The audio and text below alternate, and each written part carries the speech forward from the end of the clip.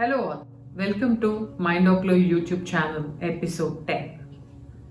I'm Mahalakshmi Sampson. I'm a transformational life coach and a counseling psychologist. We've been discussing on accepting our children unconditionally in the last few episodes of Are We Horrifying Our Children in Mindoclo? In fact, we discussed two real life case studies of Ravi and Akshay who were completely different from each other in terms of their behaviors, their parents' attitude, and the environment they come from. It's very important as parents that we need to strike the middle ground and help our children to build very good self-esteem so that they feel capable of handling the challenges that they have. We need to help our children feel gratitude for whatever they have in their life so that they can be happy in the present time. It's also very important for us to help our children to feel the champion of their inner world so that they can be kind to themselves as well as to the people in their environment. Accepting our children unconditionally means accepting them as they are, for who they are. When this perspective is presented to parents, many times parents get into a belief that when they have to accept their children for who they are, it also means that they need to passively allow their children to continue to do what they are doing, which could be destructive in future, just like Akshay's case. It's very important that we need to know the difference between accepting them for who they are and accepting them for what they do. Accepting them unconditionally means accepting them in an as-is state of their nature. This forms the foundation block of building a very strong, wonderful relationship with our children. As parents, when we observe or when we hear people telling us that our children are self-driven, they are self-motivated, they are toppers in their class, right?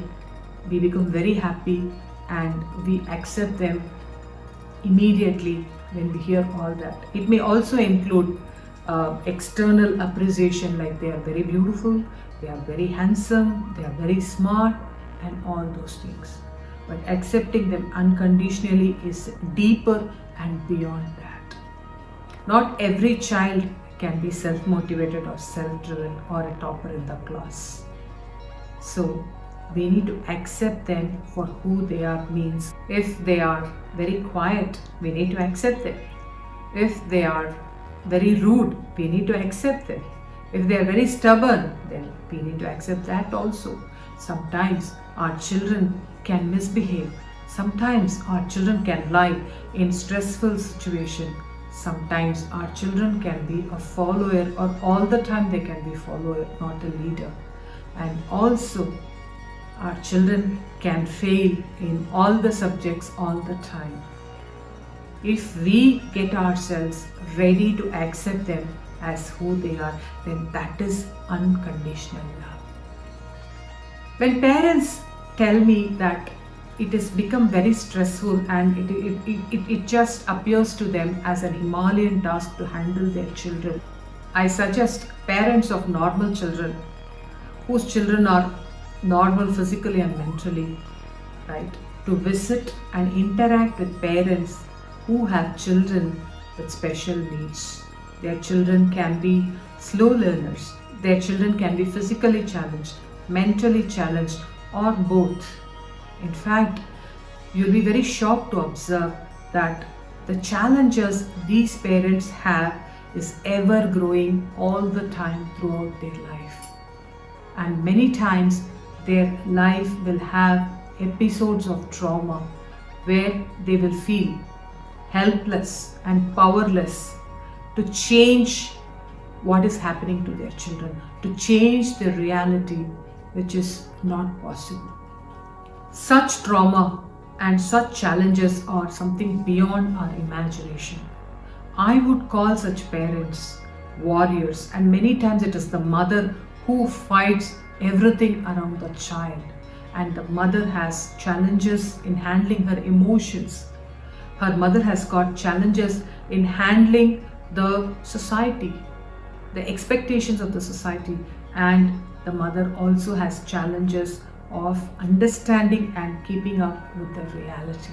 I know a woman who is a mother of such a child, who has accepted the child, who has accepted the reality and managed her emotions, set the expectation, and she's worked very hard, where she has played the role of the mother very well. She's played the role of a human being very well, and she's carved a role in the senior management of a big corporate. In fact, she's a senior leader today, and she stands as an example for many. And how did this happen, if you ask me? I would say that she continuously raised her bars of love and compassion. It's very important that we give our children a very fair chance and not judge them prematurely. When we give them the space, then we are giving them a big opportunity to reach the finishing line well ahead of time or well in time. It's very important that we accept them as who they are. In 2015, when my son got an opportunity to be featured in Big FM celebration of Children's Day, we had gone there for the orientation, and RJ Balaji, most of you should be knowing, he walked into the hall that we were sitting in and he addressed the children and the parents that day. The most important feature of his speech was something really that fascinated me. He said that as a child, as a student, right from LKG to 12th standard, even in college, he's so passionate about participating in competition. Though he dreamed of winning at least one, he has never won any competition, but he has participated in all the competitions that was held in the school. Not even a consolation prize that he has got. But he said that his popularity as an RJ and his position that he holds today, he owes it to the preparation that he has done for every competition that he has participated in, right? And don't you think he stands apart from most of the RJs? And that's because that he continued to work, that he got the space to work in spite of not being a winner all the time and even a single time in this particular platform. That is why it is very important that we give a very fair chance to our children, because every child has got its own way of being in this world. Every child has got its own way of developing its identity. Every child has got its own way of carving and being a masterpiece itself. So, if we want our children to be a real success, if we want our children to really grow up well and have a very good future, it's very important in helping them build their self-esteem by showcasing to them that we have very good self-esteem, including the role that we play as their parent.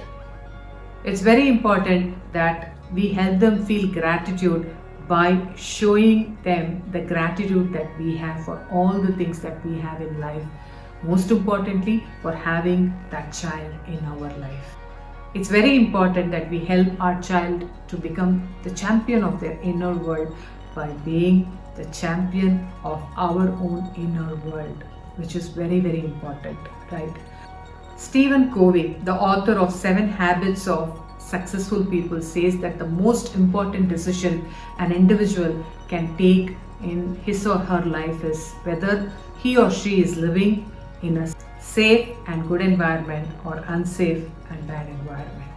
So for our children to feel that they are in a safe and good environment, we need to stand as an example in front of them in terms of high self-esteem, in terms of having gratitude, in terms of being the champion of our inner world. Choose to work with yourself. Choose to work with your children. Help them to transform into their greatest version. Thank you. Bye.